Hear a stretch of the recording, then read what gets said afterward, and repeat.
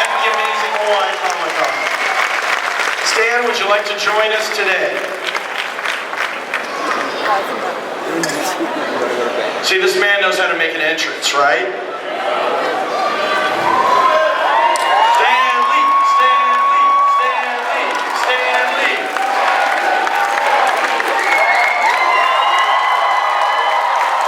Now maybe you guys heard that Friday was Stan Lee Day, right? Did you guys hear that Friday was declared Stan Lee Day in the state of Hawaii? The governor gave us a proclamation declaring that Stan Lee. Yeah, the thing is, it was Stan Lee Day, but the schools were still open. They delivered the mail. Some Stan Lee Day.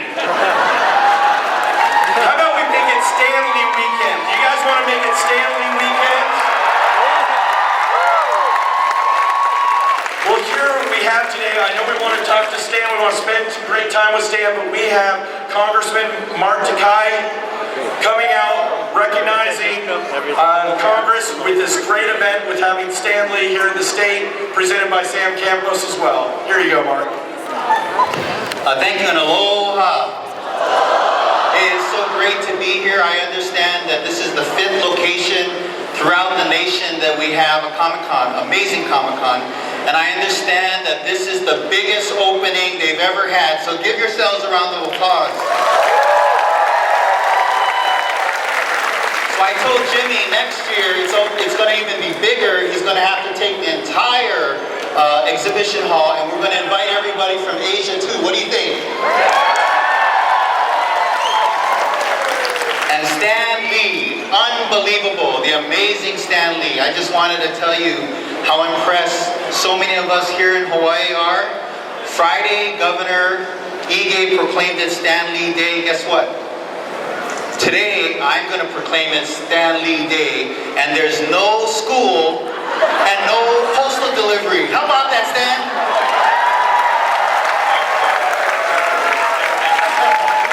All right, thank you very much.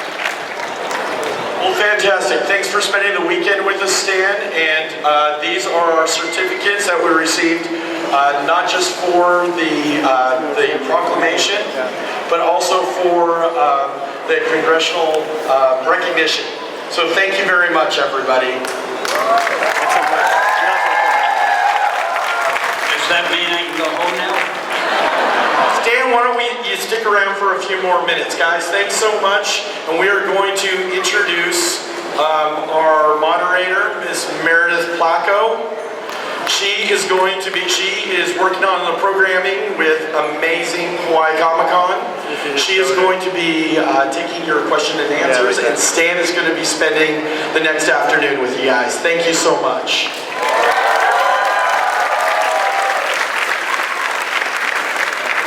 Alright guys, we have an exciting afternoon ahead of you, and I know all of you want to talk to Stan. I mean, who doesn't? But because we want to keep things nice and orderly, and as all you Hawaiians have taught me with most polite people, we're going to set up sticks here and here, and I will be going through the audience and picking 5 of you at a time to ask questions. So no rushing the stage, but I promise it's going to be super awesome and super fun. But I think we're going to start things off with some tales from Stan Lee.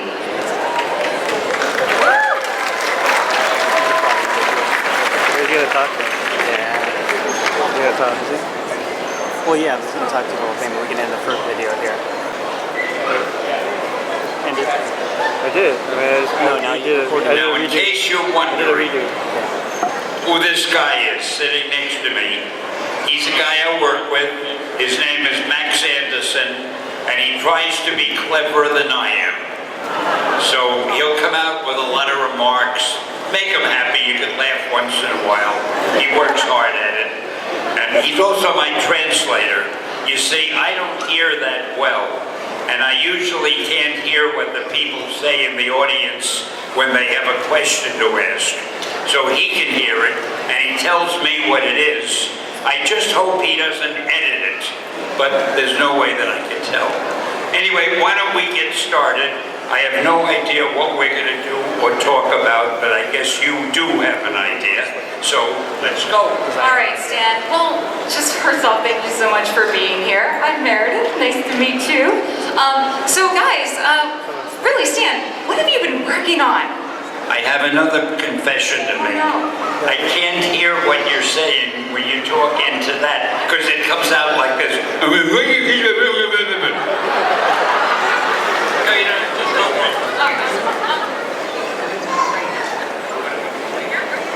Oh, right now I'm working on a number of movies that I can't talk about, but there is one television series called Stanley's Lucky Man.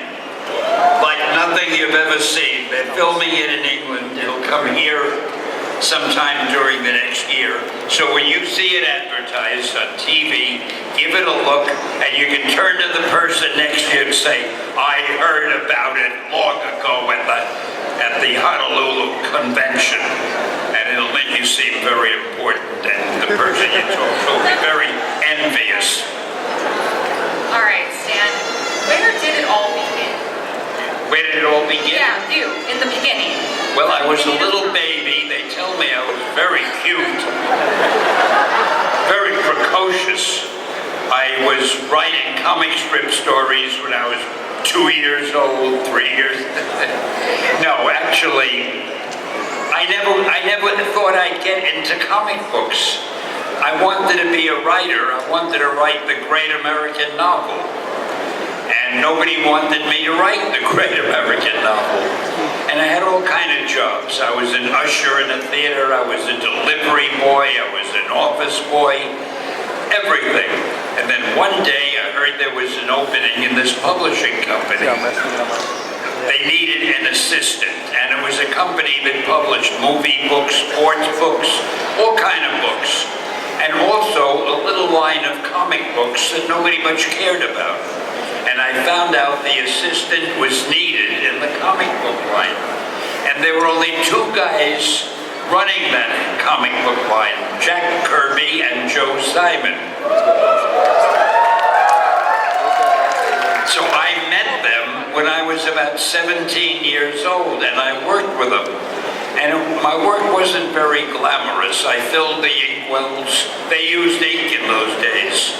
And I ran down and got them sandwiches for lunch, and I did some proofreading. And then if there was some copy that needed changing in a strip, they said, Stan, could you rewrite that copy? And I figured, why not? And I rewrote it. They must have liked it, they accepted it. Little by little, I was writing more and more. And then for some reason I never understood, they left. And I was the only guy. I was now 18 years old. And I was the only guy in the comic book department. So the publisher came to me and said, hey kid, do you think you can handle things until I find a grown-up to work things? Well, when you're 18, what do you know? I said, sure, I can handle it. And I guess the comics were so unimportant then that he forgot about them, and I stayed there ever since. And I started writing the stuff, and then I hired the artists. I became the art director and the editor. And I don't even think he was reading the books. He didn't care about comics in those days. And that's how it all started, which is a very silly story, but it is the truth. And it kept me talking for a few minutes. Otherwise, I'd have been sitting back here with nothing to do.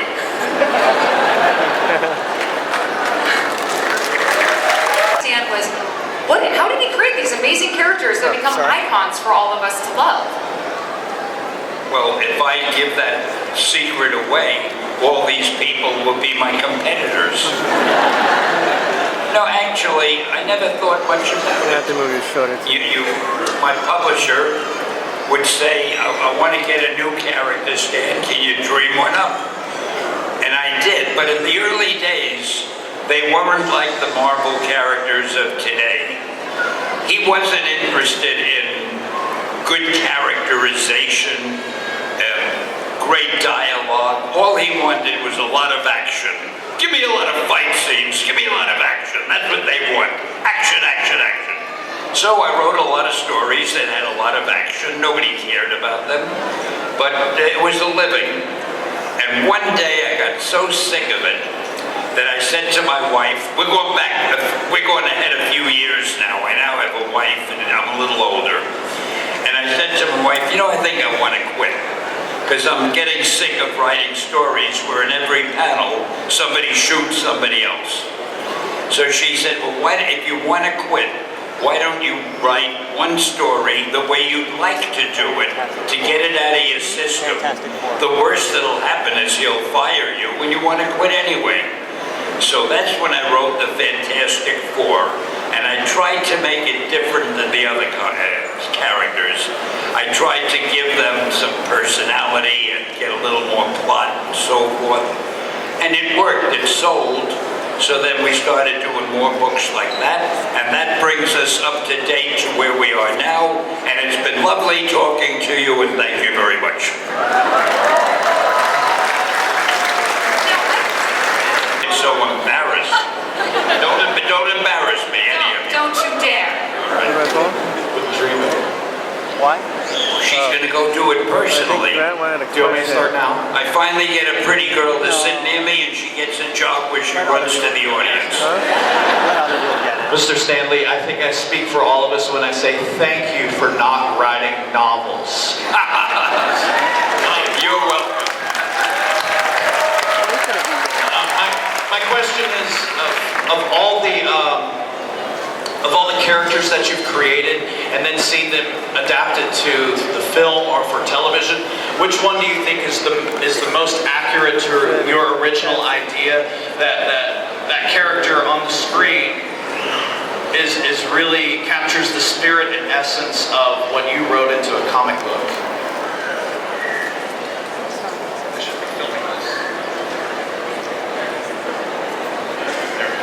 I think most of them have caught the spirit we were looking for when we created these scripts. I think Iron Man certainly was the Iron Man that I had in mind. Spider-Man, when that came out, it couldn't have been closer to what I wanted. The Fantastic Four, the first movie of the FF, I was disappointed in because I didn't like the way they did the villain, Dr. Doom. Let's see what else. But the Avengers are wonderful. And wait till you see some of the new ones. Pretty soon you'll be seeing the Black Panther. And by the hoary hosts of Hogarth, you'll be seeing Doctor Strange. And we're trying to figure out how to do the Inhumans. So you've got a lot of treats in store for you. Thank you, sir. Hi, Mr. Lee. Thank you for my childhood, first off. You're a legend. You're very welcome. Send me money. You have to forgive me. Another bad thing about my hearing, I can hear, but when you talk into the microphone, it sounds like this to me. So he translates for me. Were you aware that the first Iron Man film was made in a collaborative process very similar to the patented Marvel method? They went in with a very loose script, and the entire team helped improvise their lines in the story. Are you proud of the fact that the Marvel Cinematic Universe and the comic universe share creative origins?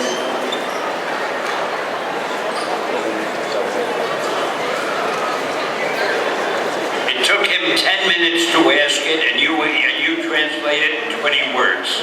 Amazing.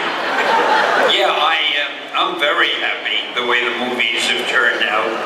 Our competitors aren't, but it's like Marvel has suddenly become the biggest thing in Hollywood, all over the world. I mean, the Marvel movies are probably the biggest, best, most exciting, most successful movies the world has ever known.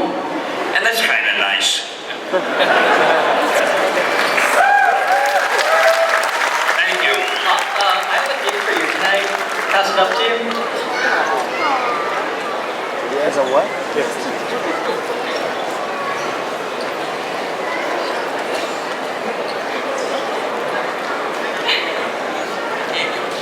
Oh, you better take good care of it if it's for me. Is it insured? Is she bonded?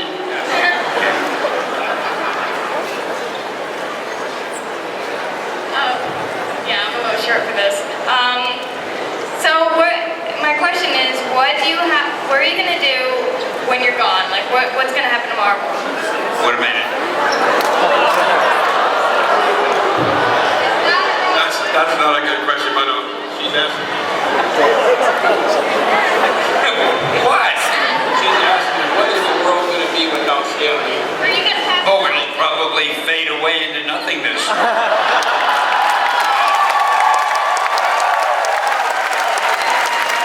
As a matter of fact, when I'm not here anymore, I'll think it has faded away into nothingness. Now I'm sorry, go ahead. How does it feel to be an influence on all these people? Well, are you sure I'm an influence on everyone? There might be an exception here, and if so, I'd like to ask him or her to leave. I don't know. I can't believe it, for one thing. Sometimes I have to pinch myself. But if it's true that I have been any sort of an influence, I hope it was a good influence, and if so, I am indescribably proud and happy. And I don't know how to make that funny. I can only say that seriously.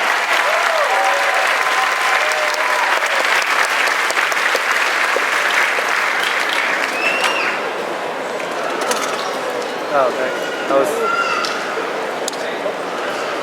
If he didn't remind me of things, I'd never know what to say. But I did an interview here Yeah, earlier, I'm gonna switch it later. and the girl asked me, what makes Stan Lee so powerful? Is that what? And I said, my fans. Because without the fans in this business, you're nothing. So if you're wondering why I'm being so nice to you, even when some of you don't deserve it, it's because you're incredibly important to anybody who's in this business. And I gotta tell you, I'm the luckiest guy in the world, because I think I have the best fans that anybody ever had. Of course, obviously, I deserve them. Hi, Stan. In the movies, which was your favorite cameo and why? My favorite cameo? Well, I kind of like the one in the Avengers where Thor was drinking a very strong drink and said I shouldn't drink it, and I said, come on, give it to me, and I drank it. And then in the next scene, two guys are holding me up, and I'm going, Excelsior. I thought that was cute. But there's a new one coming up. Which movie is it? Is it? No, it's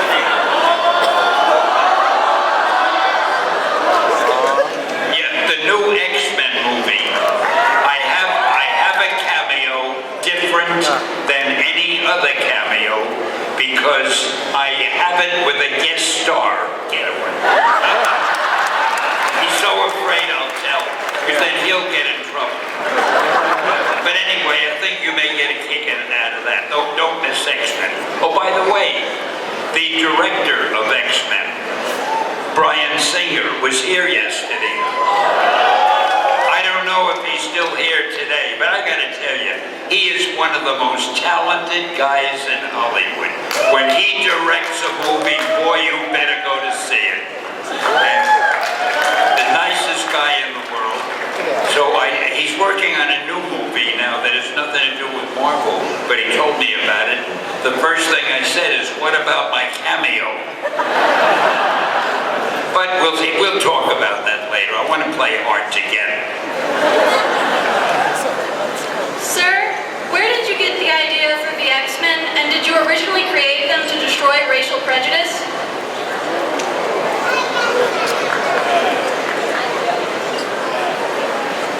I didn't create them to destroy racial prejudice, but once I had them going, it occurred to me, man, this strip makes a great vehicle to talk about racial prejudice and how terrible it is.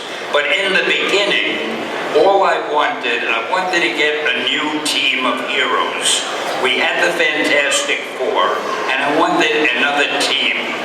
Now, the toughest thing in superhero-dom is when you want to make up a new character. In the hall, there will only be 2 minutes to get in line for the Kevin Eastman signings today. Only 2 more minutes to get in line for the Kevin Eastman signing. Also, make sure when you're there to check out the convention experience. Blah, blah, blah, blah, blah, blah, blah, blah, blah. We don't care. Let's listen to Stan. Who was that? Well, anyway, the toughest thing when you try to dream up a new superhero character or characters is, what is their origin? How did they get that way? And I figured I already had somebody bitten by a radioactive spider. I had some guys affected by cosmic rays, by gamma rays. By the way, I wouldn't know a gamma ray if it was in front of me. I don't know what these things are. They just sound good, and I call them that. But anyhow, I was trying to think. I want a new group of characters with new superpowers, but how did they get them? And then inspiration struck. What if they were just born that way? Then I wouldn't have to explain anything. And I'm a pretty lazy guy. That would make it easy to write, not much writing. So I figured that was it. I just called them mutants. And it was so easy. And then, when we had the mutants, and I had Magneto as the head of the evil mutants, although I kind of like Magneto. He's not that evil. There's a reason that he's the way he is. But anyway, I said to myself, after we already had the strip going, I said this would be a great way to show how terrible racial prejudice is. So I did try to put a little of that theme in. And Bryan Singer did it even better in the movie. And that's where we are now. And when you've heard it here officially, you're very lucky. And I want you to remember this date, because this is when you heard how the X-Men were created. Man, what a big thing.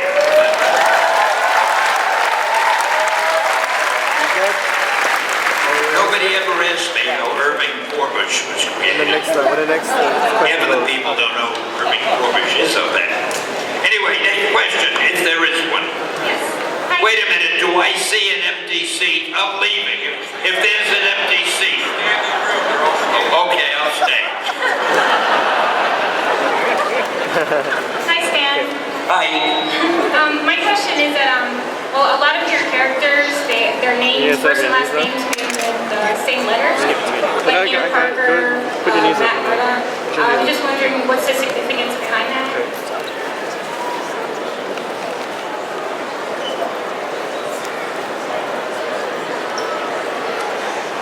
Because I hate to answer that because it exposes a weakness in me, and I like you all to think I'm perfect.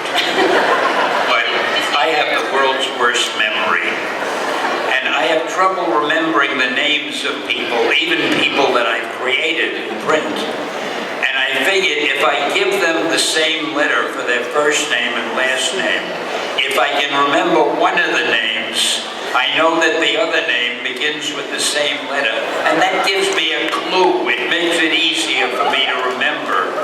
So if I could think of Bruce Banner, that's what, it made it easy for me, because I'm a lazy guy with a lousy memory, and boy, the more I talk up here, I realize I'm riddled with faults. Hi, my question is, from all the characters you've created throughout your career, if you could have a power, what would it be?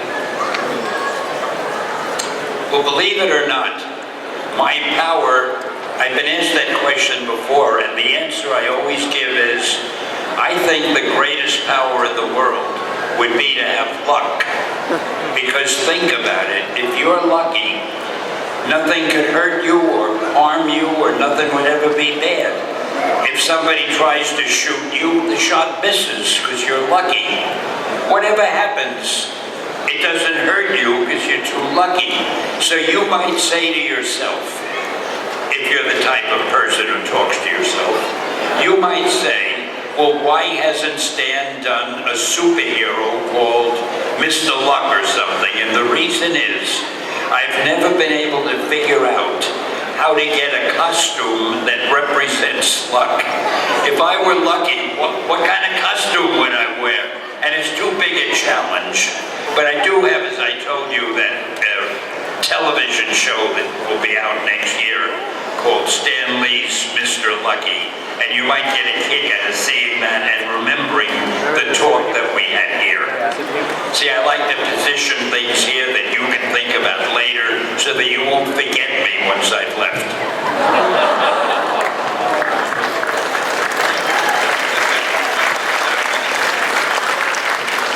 No, I don't mean left forever. I mean, Stan Lee has left the house.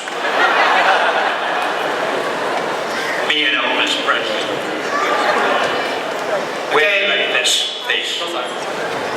Okay, so first off, thank you very much, Stanley, for coming all the way down to Honolulu. But I have You're welcome. for you. So, sir, you've contributed so much to the comic book world by creating so many characters that we've all fallen in love with. But there have also been a number of other characters that many other creators have made throughout the years as well. If you could choose one comic book character that you didn't create, which character would that have been? Can you remember all that?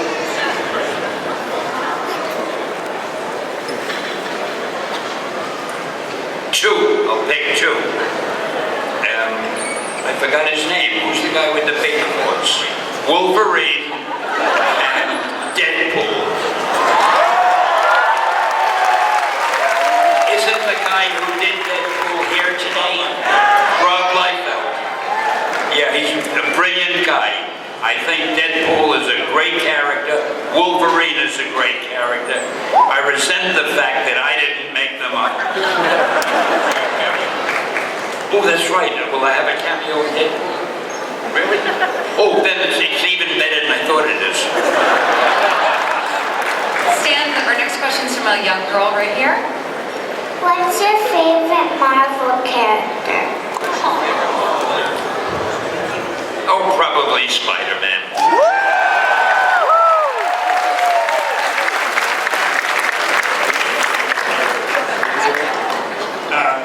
Stan? Who would win in a fight? Hulk or Superman? Who would win in a fight? He's gonna have to say Hulk. He's gonna have to say Hulk. Yeah, of course.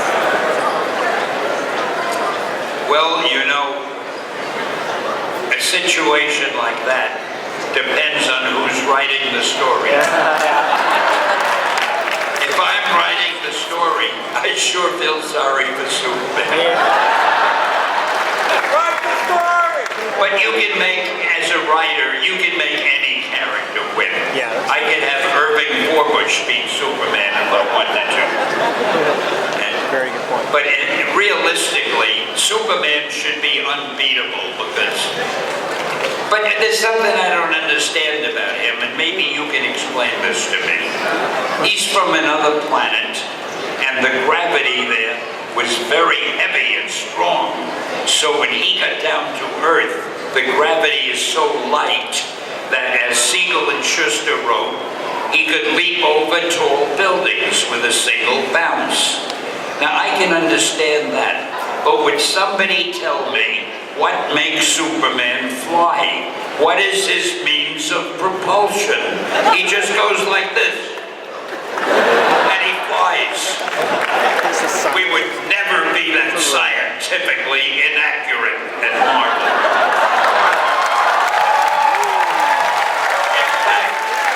In fact, I'll give you an example. I wanted Thor to fly. Now, I wasn't going to have him just go like this. I gave him a hammer, and he twirls it around, and he makes it go as fast as a propeller. And it's on his wrist, so he lets go with a hammer, and because he was twirling it so fast, the hammer goes up into the sky, but he's got it on his wrist, so he follows the hammer. So you see, everything I did was purely scientific.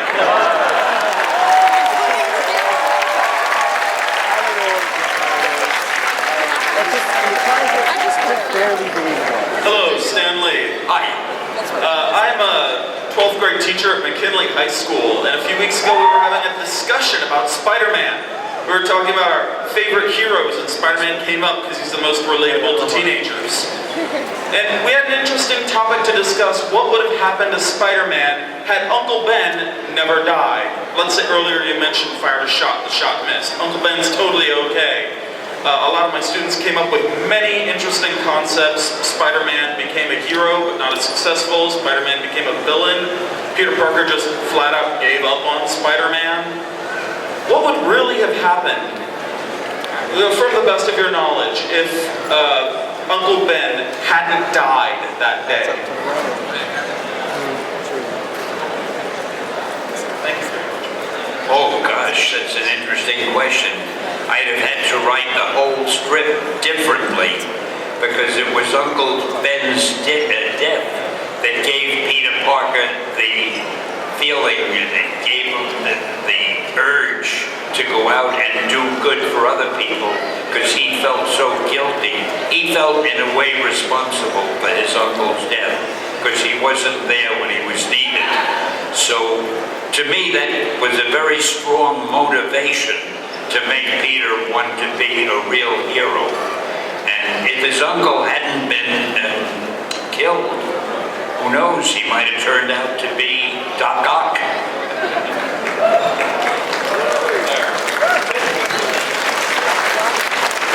I love Doc Ock, by the way. Good afternoon.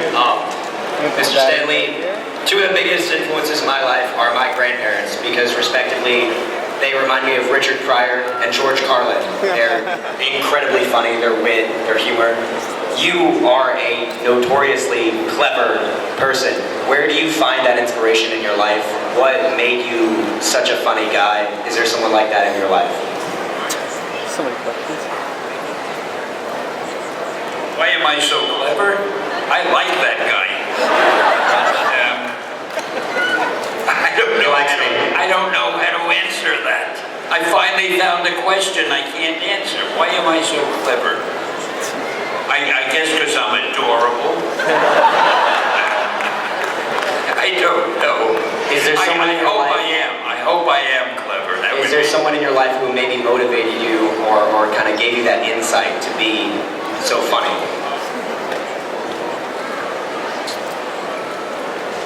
Well, I love comedians. I don't know if you remember Jack Benny.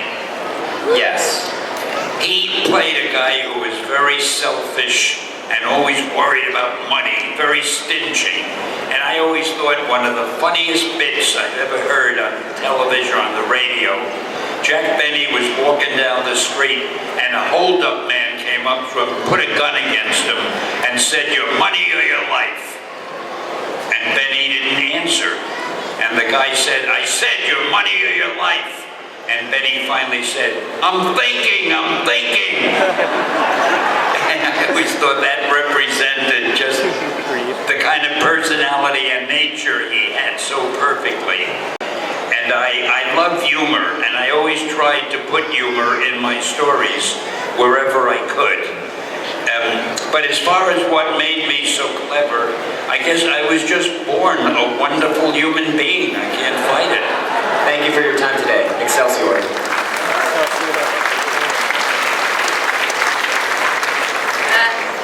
Hello, Mr. Stanley, sir.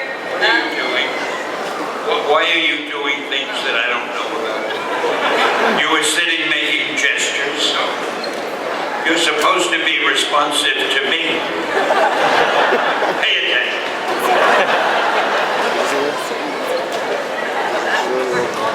Okay, so my question is, earlier you said you didn't like drawing comic books where there was a lot of people just getting shot in every panel and a lot of violence. How do you feel about modern comic book writers like Mr. Rob Liefeld with Deadpool and Cable, where there's a lot more violence and action? What's your feelings on that, sir? Well, they also have, a lot of that.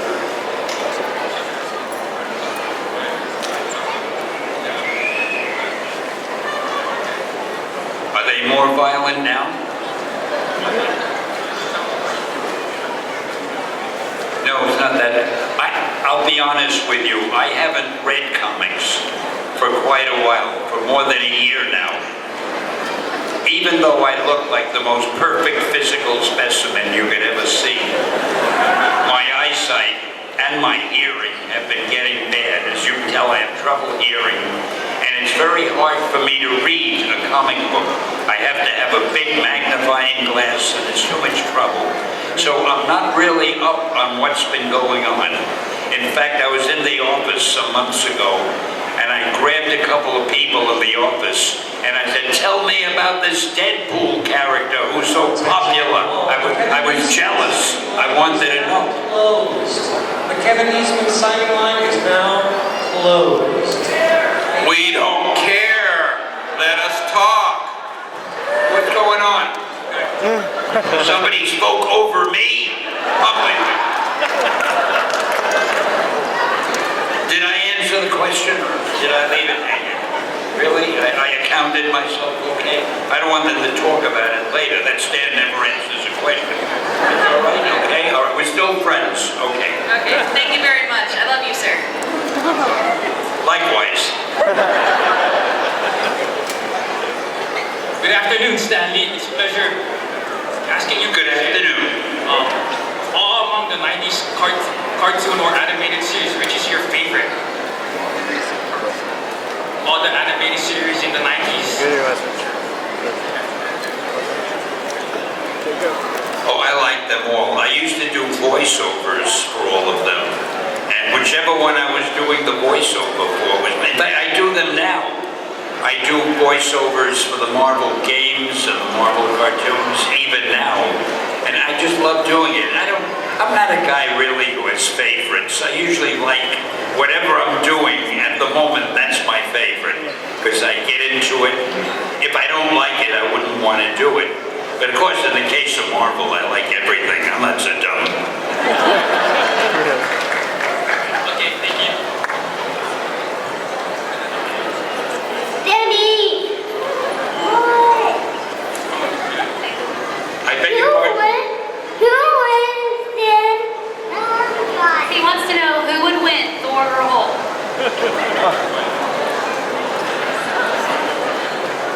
That's a very difficult question to answer.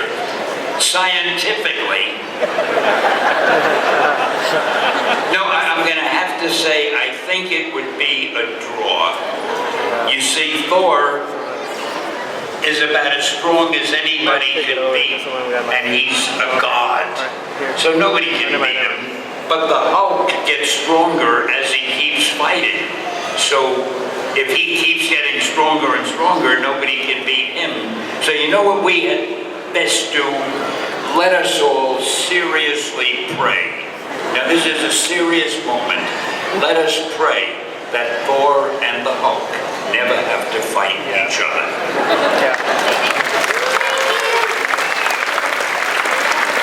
You're very welcome, and thank you for bringing up that very important segment of our literature. Okay, all right. Hello, Mr. Stanley. Mahalo first off for coming to Hawaii. Just one really hard question. I just want to know, how are you enjoying Hawaii so far?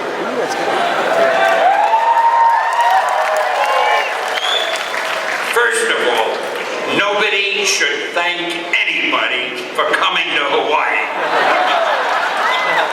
Coming to Hawaii is the best thing that can happen to somebody. The person who comes should thank Hawaii for being here.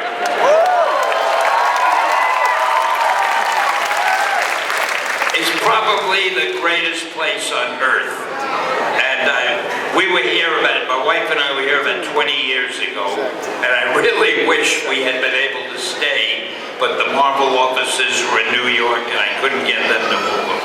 I think Hawaii is just wonderful, and I hope you all realize how lucky you are to be here. First of all, you're lucky because you're here with me. And secondly, you're in Hawaii. What could beat that? You guys all heard it here, Hawaii people.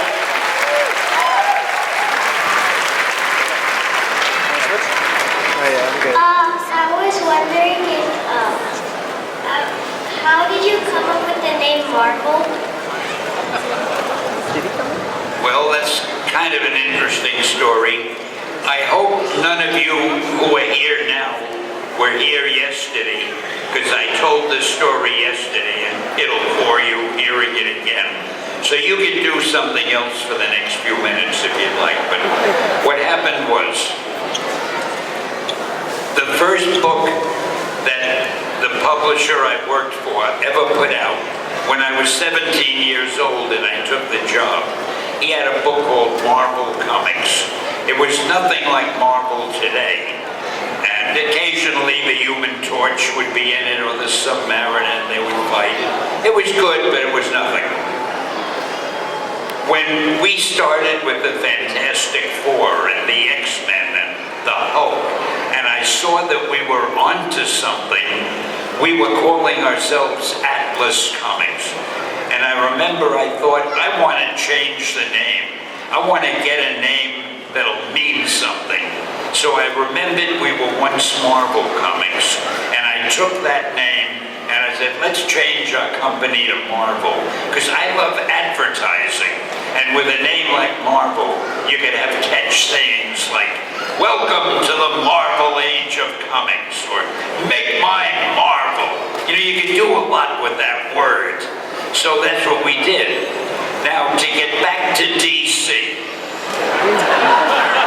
At that time, they were called National Comics. And they said to themselves, gee, Stan just changed the name of Atlas to Marvel Comics. Why don't we change our name too? So I understand they actually paid a guy or a company who specializes in names to come up with something that would be good for them. Now, we became Marvel Comics. And what did they change their name to? DC. How dull can a company name be? DC. Welcome to the DC Age of Comics. It doesn't work. So anyway, I don't remember what the question was that I was asked. And I probably am off the track, and forgive me. I don't want you to think I don't like DC. Most of those guys are my good friends, but they know I do not respect their talent at naming corporations.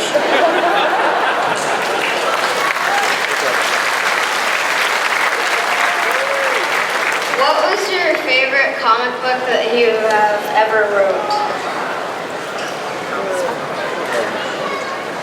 These are just questions you can't answer. Well, I've read all of my favorites, so I'd want something that isn't a favorite. I haven't read many Deadpool stories. Maybe I would take that up. I see there's no point taking up stories I've already read, because I know them by heart. On my own, I don't know if I ever told you this, I am my own biggest fan. I love everything I write, and I read it, and I read it over and over, and I memorize it by heart. And I say, how was I smart enough to write this? So I'm really my biggest fan. I forgot the question. I've been given permission to ask two questions. One, is there ever going to be a Hawaiian hero? And two, is there ever going to be a villain that overcomes a hero? What was number two? I heard number one. There has been a villain that overcomes it. Is there going to be a villain you create who overcomes one of the heroes?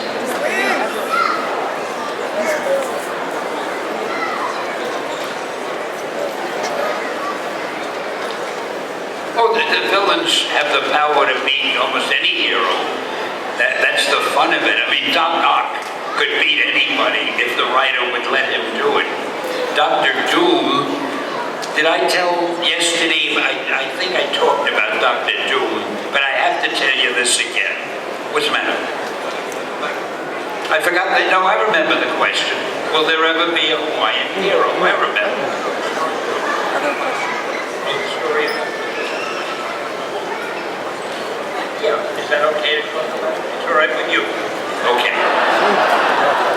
This is a big philosophical subject that I'd like you to think about. for those of you who are majoring in philosophy in college. Dr. Doom wants to rule the world. That's his ultimate objective. And he's one of Marvel's most serious villains. And I was thinking the other day, why is he considered a villain? Anybody could want to rule the world. I mean, you could walk up to a policeman and tap him on the shoulder, and you could say, "Officer, I'd like to rule the world." He can't arrest you. That's not a crime. You probably would like to rule the world if you could. So I have decided that Dr. Doom really isn't a criminal. He's just a guy who's misjudged by the rest of the population, and all he wants to do is rule the world. And I'd like you to, those of you who are majoring in psychology, you have my permission to write a thesis about this subject, and you'll probably get an honorary degree. Now, what was the question? You want us a Hawaiian superhero? See, you thought I forgot. I don't forget. It's not a bad idea. And you know what? When I get back to Marvel, I'm going to talk to them about it. I was going to say he could have a surfboard with some great power, but then we do have the Silver Surfer. Maybe the Silver Surfer could be Hawaii. No, he couldn't. He's from another planet. I'm going to have to give it a lot of thought, but I want you to know I will be working on it.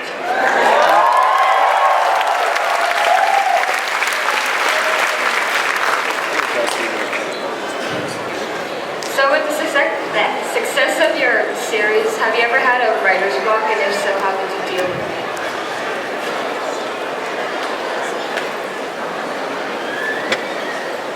Believe it or not, I have never gotten what you would call a writer's block. The only thing that would happen is I'd get so damn tired I'd fall asleep over the typewriter. In those days I used a typewriter. But there are so many ideas.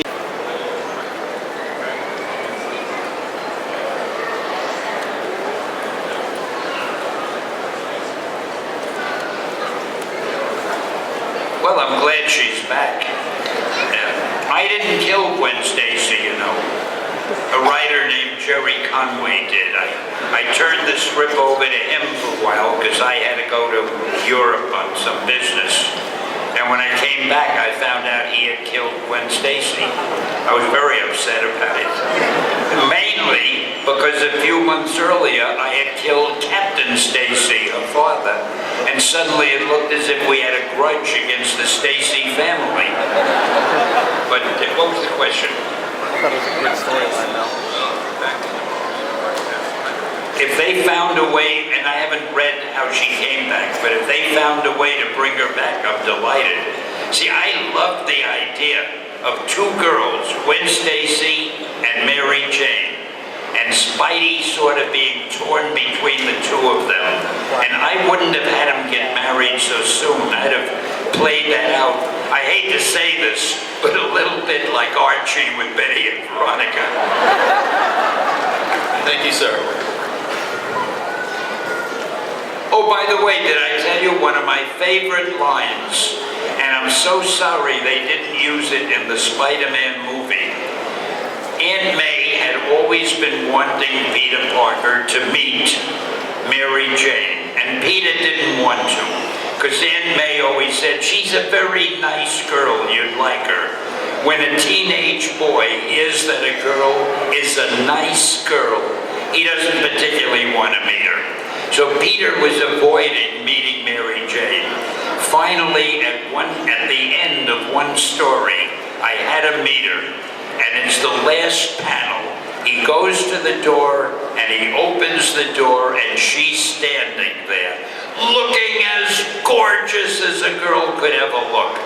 And she says to him, "Face it, Tiger, you hit the jackpot." And I don't know why they didn't use that in the movie, because I love that line. Now, but you have to forgive me, I tend to digress. Hello, Stanley. My name is Ryan Gardner. I'm the biggest fan of your comic books. My question is, what is your favorite hobby after you're done working? What is your favorite hobby when you're done working?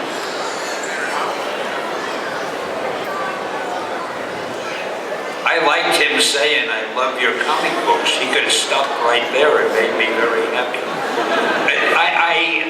When I'm not working, I'm always working. I'm not always writing, but we formed a little company about 10 years ago with a few people that we called POW Entertainment. And we do our own movies and so forth. We have a number of things that will be coming out.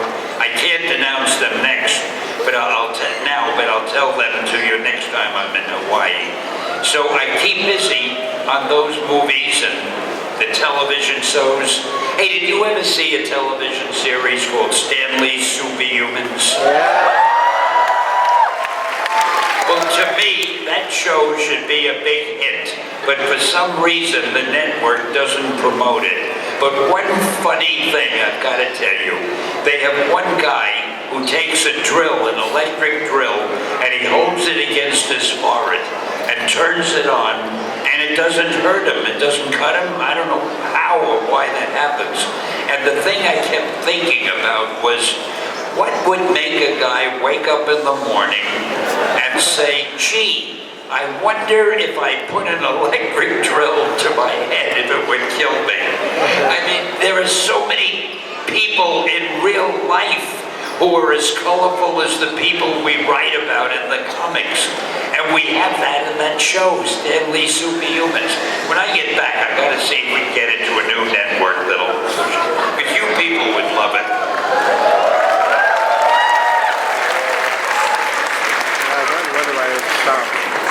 Hi, Stan. Hi. Just want to say I'm a huge fan of your work. Glad to hear it. And you're a Yankees fan, right? Oh, I'm every type of fan. See, I don't know who I'm talking to. If you're a Giants fan, I'm not a Yankee fan. Because I'm a coward. But if you're a Yankee fan, I'm a big Yankee fan. My question was, what motivates you to write? What motivates you to create? You've created so much and so many wonderful things. What drives you to create so many awesome things, awesome comics? Greed. They pay me for it. No, I just love writing things and then seeing them come to life in some way, whether it's on the pages of a comic book or on a television screen or movie screen. It's just so exciting. It's my hobby. You know, some men like to play golf or do whatever they do. I love to write stuff that somebody might read and enjoy. And they might say to me, because I'm a very vain person, they might say to me, gee, I read that and that was good. And that makes me feel good. Thank you so much. Thank you.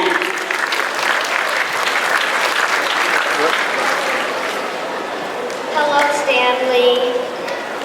Hi. My question is, what motivated you and inspired you to create Spider-Man? What made me create Spider-Man? Well, let me tell you the story about that, if I haven't told you this before.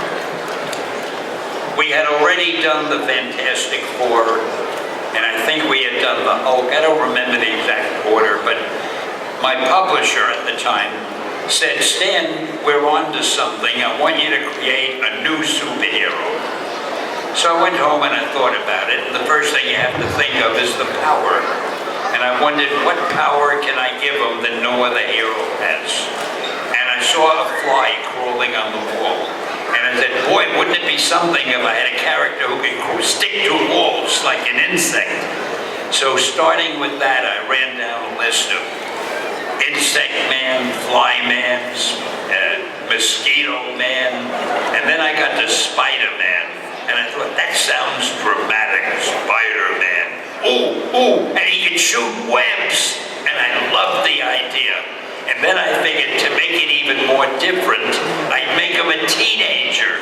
And then I'd give him a lot of personal problems. And I was thinking, boy, nobody ever had a hero like this. So I ran into my publisher and I said, I want to do a new hero for you called Spider-Man. He's a teenager with a lot of personal problems.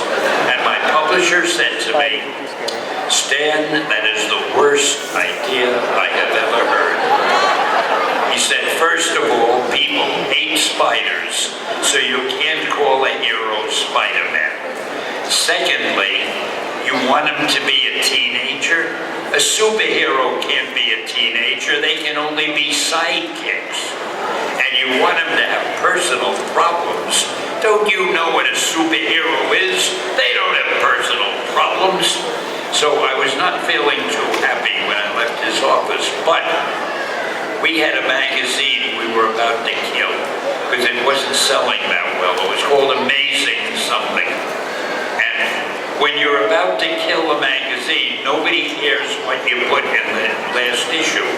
So just to get it out of my system, I got Steve Ditko to draw Spider-Man for me, and I featured it on the cover of Amazing. And we published it and forgot about it. But a month later, the sales figures came in, and it was the best-selling book we had had that month. So my publisher called me into his office, and he said, Stan, you remember that Spider-Man idea of yours that we both liked so much? I swear. He said, let's make it a series. And that's how Spidey was born.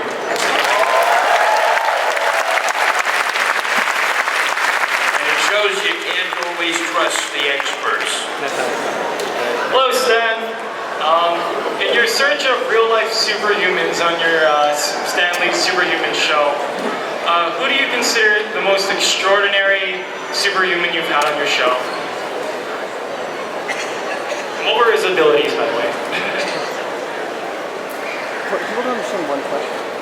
The guy with the electric grill stood out. There's one other guy who could, he had built a tower about 20 feet high, and he had a little kid's plastic swimming pool filled with 1 inch of water, and he would jump from 20 feet high, plop into that water, and not hurt himself. And there are some very strange people living among us, I gotta tell you. Hi, Stanley. I'm Lorenzo. One of your biggest fans in, like, I don't know, the world, the galaxy. But anyway, who's your favorite super villain that you've created and why? Oh gosh, you know, my problem is I love all of them. They're all like my children. I liked Sandman. I thought that was pretty original. I like Doc Ock. I always liked Dr. Doom. Magneto was a favorite of mine. I don't know if you could call Galactus a villain or not, but if he is, I like him.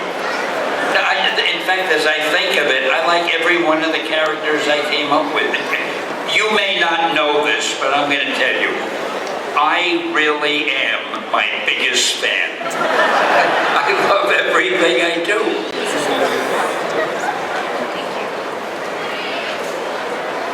Hi, Stanley. My name is Ka'uhane, and my brother wasn't able to come today, so I'm here in his place. My question is, what character do you think you relate to the most? Iron Man. If I had to be one of them, I'd want to be Tony Stark. He's rich, he's handsome, the women love him, he can do anything he wants to do, so he's got a problem with his heart. Big deal. Yeah, I like Tony Stark. And I gotta tell you, the guy who plays Tony Stark, nobody could play it better.